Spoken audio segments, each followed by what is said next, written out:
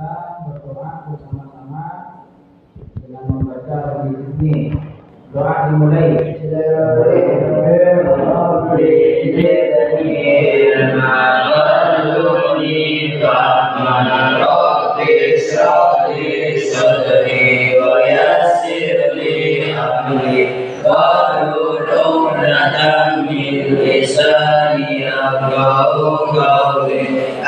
Amin ya rabbal alamin.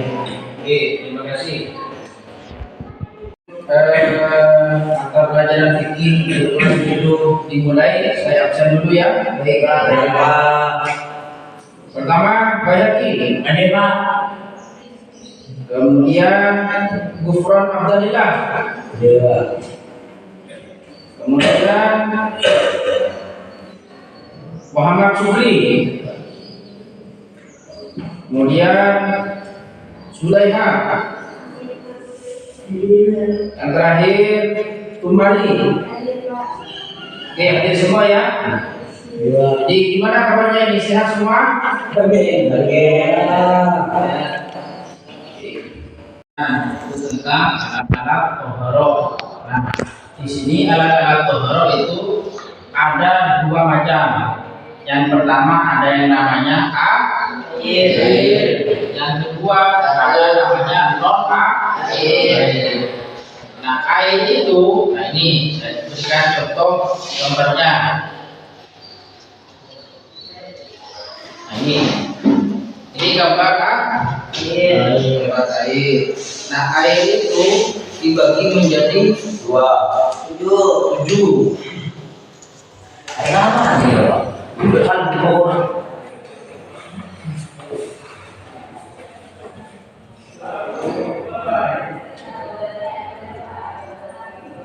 Bentar. Masuk pakai aja. Mampu tak? Ya, namanya ini gambar apa? Air. Air itu dibagi menjadi Tujuh. Yang pertama air, Ya. dan dua Es. yang tujuh Air. mata air. Jadi Apa air namanya? yang bisa digunakan itu ada 7 macam jenis air. Semuanya air itu. Maklum ya,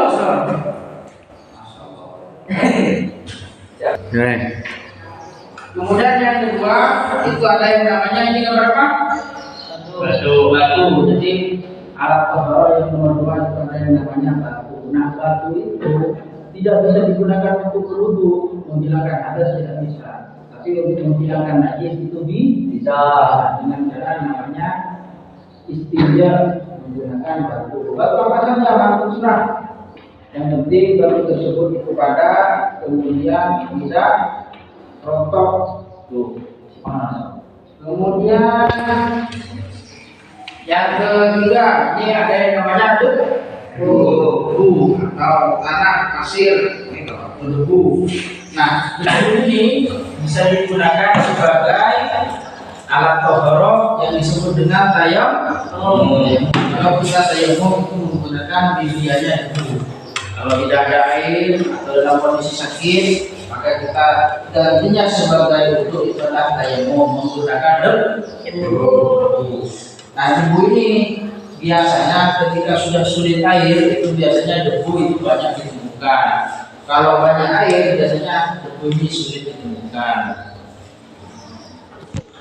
Selanjutnya tentang dasar hukum suci atau dasar hukum bersuci. Jadi di dalam Al-Quran itu sangat banyak tentang dasar hukum bersuci. Nah, salah satunya itu Allah berfirman, Inna Allaha yuhibbul tawwabina wa yuhibbul mutatahhirin. Coba baca bersama-sama. Inna Allaha yuhibbul tawwabina wa yuhibbul mutatahhirin. Sekali lagi. Inna Allaha yuhibbul tawwabina wa yuhibbul mutatahhirin. Ada yang bisa perhatikan?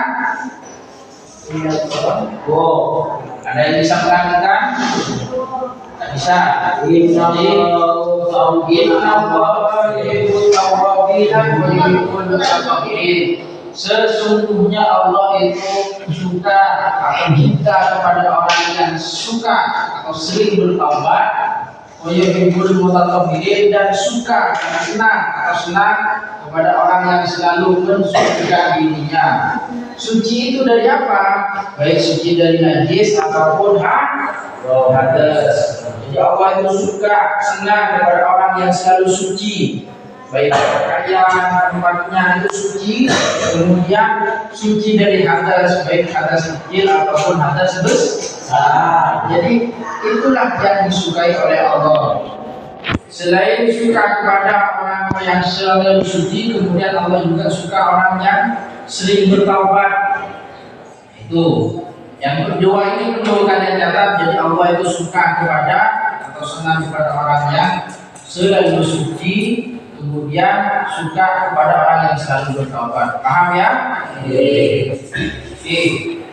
Cukup sudah. Ditinjau dari segi hukumnya, air dibagi menjadi 4. Yang pertama, air mutlak. Yang kedua, air musammas. Yang ketiga, air mustakmal. Yang keempat, air mutanajis. Nah, kita bahas satu persatu ya kawan.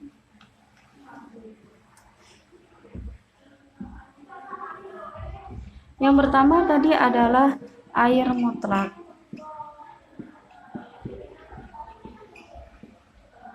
Air mutlak adalah air yang suci dan dapat digunakan untuk bersuci.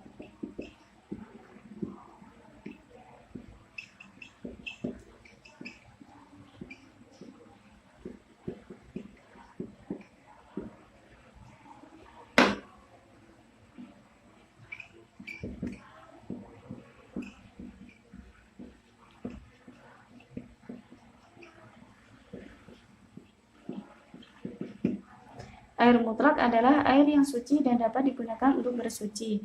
Contohnya ada air hujan, air sungai, air laut, air sumber, air sumur, air salju, dan ada juga air embun. Air-air di sini hukumnya suci dan dapat digunakan untuk bersuci. Sekarang kita bahas air yang selanjutnya.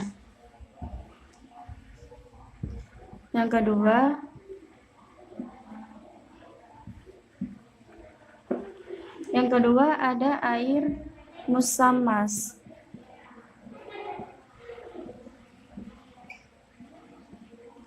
Air musammas adalah air yang suci tetapi makruh digunakan.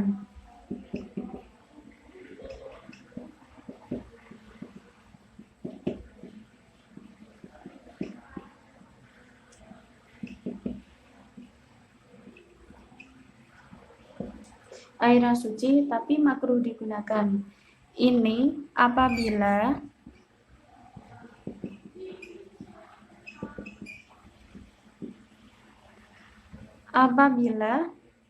airnya ditaruh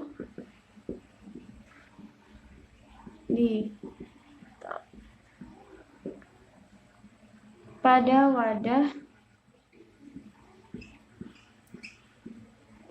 tembaga atau besi dan lain sebagainya, lalu dipanaskan di bawah sinar matahari.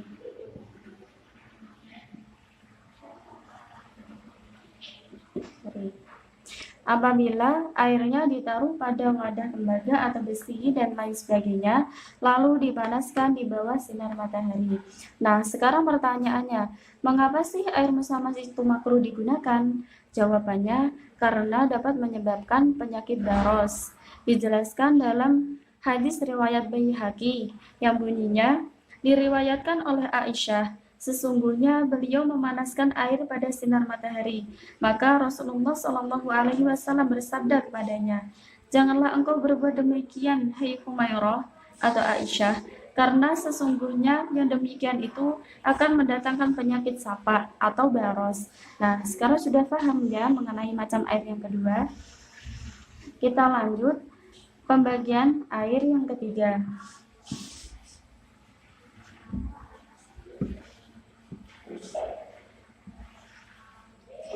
Pembagian air yang ketiga yaitu air mustakmal.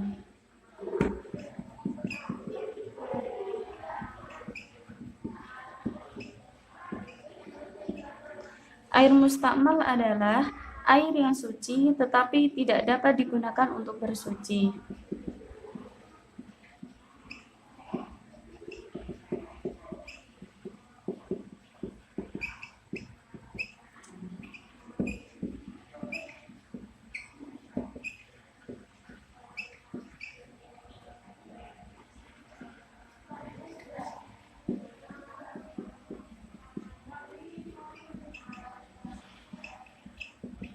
Nah, air mustakmal adalah air yang suci tapi tidak dapat digunakan untuk bersuci.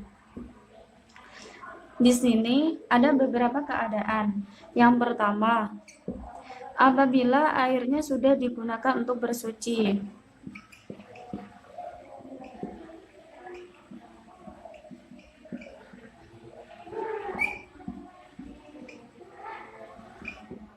Airnya sudah digunakan untuk bersuci. Contohnya air bekas wudhu.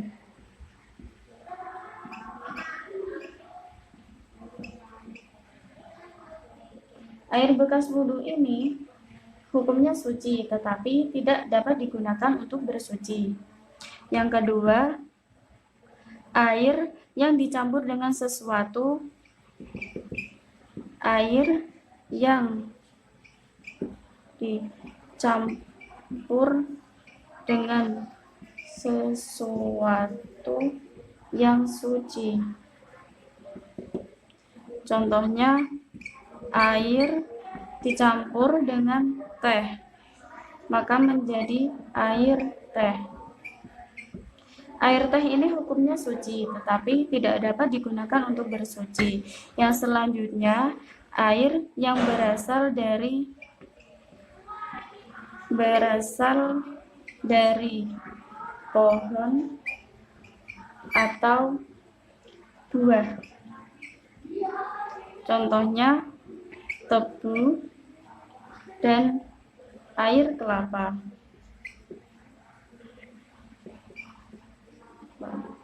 Nah, sudah paham kan mengenai air mustakmal, yaitu pembagian air yang ketiga. Sekarang kita lanjut pada air yang keempat.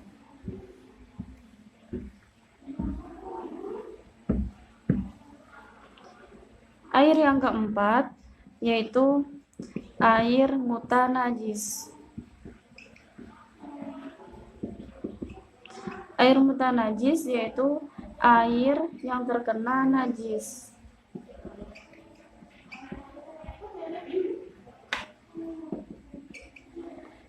Air yang terkena najis ada beberapa keadaan.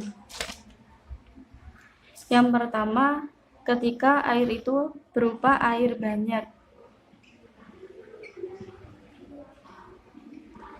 Cara mengetahui air banyak itu dengan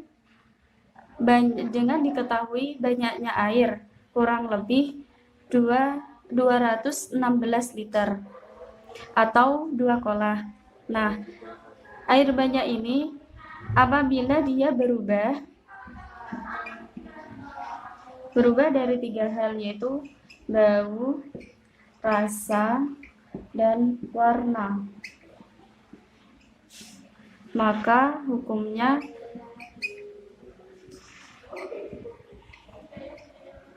najis. Apabila ada air banyak, kemasukan najis berubah salah satu dari bau, rasa, dan warna, maka hukumnya najis. Yang kedua, apabila tidak berubah dari bau, rasa, dan warna, maka hukumnya tidak najis.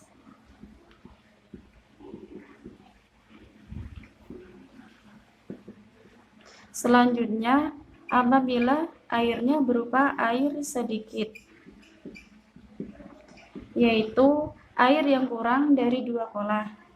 Nah, apabila dia berubah atau tidak berubah, maka hukumnya najis.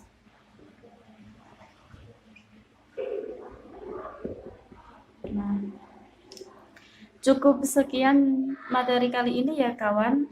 Jangan lupa like, subscribe, komen, dan share video kami. Wassalamualaikum warahmatullahi wabarakatuh.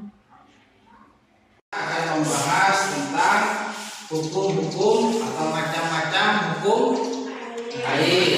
Nah, hukum macam air itu ada 4. Jadi hukum macam-macam air itu ada 4. Ini bukan macam airnya, tapi hukumnya. Jadi hukum air yang ada di bumi ini itu ada 4. Pokoknya segala macam air itu nanti akan masuk di dalam hukum tersebut. Yang pertama ada yang namanya air suci membersihkan. Nah, contohnya Air hujan 7 macam ini. 7 macam air yang telah disebutkan kemarin. Coba yang pertama, Sukri, apa 7 macam air yang kemarin? Air hujan. Kamu berdua? Air embun. 3 sungai. 4 sumur. 5 sudah. Air mata air. 6 air salju. 7 air laut. Jadi itu ada 7 macam air yang dikategorikan sebagai air yang suci membersihkan. Selain dari air tersebut itu bersih tidak suci mensucikan. Oke? Cukup belum? Depan kita akan membahas tentang hadas dan najis. Tapi sebelum membahas tersebut saya akan memberikan tugas. Nah, tugas pertama ada 2 tugas. Kalian itu nanti harus bisa membedakan alat-alat bersuci dan sifatnya air dan non air. Untuk perempuan nanti kalian membawakan macam-macam air. Siap? Nah, kemudian yang laki-laki atau yang siswa ini membawa alat-alat bersuci yang non air. Bisa debu, bisa batu, bisa tisu dan lain sebagainya. Paham? Nah, itu tugas minggu depan sebelum masuk pelajaran. Jadi paham ya? Yang perempuan nanti membawa macam-macam air, kemudian yang siswa membawa alat-alat bersuci yang non air. Nah, tadi kan sudah dijelaskan. Paham ya? Ini tugas minggu depan. Mudah-mudahan bermanfaat.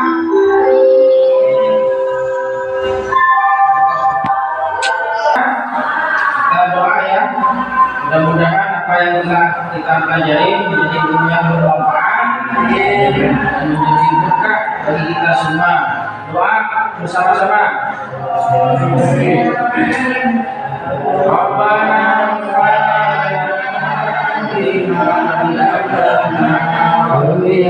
علمنا ينفعنا بغيرنا ردنا أغراضنا بديننا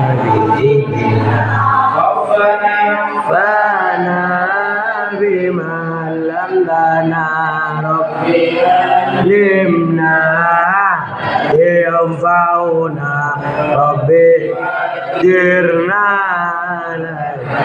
alana waqarawatil fi sidina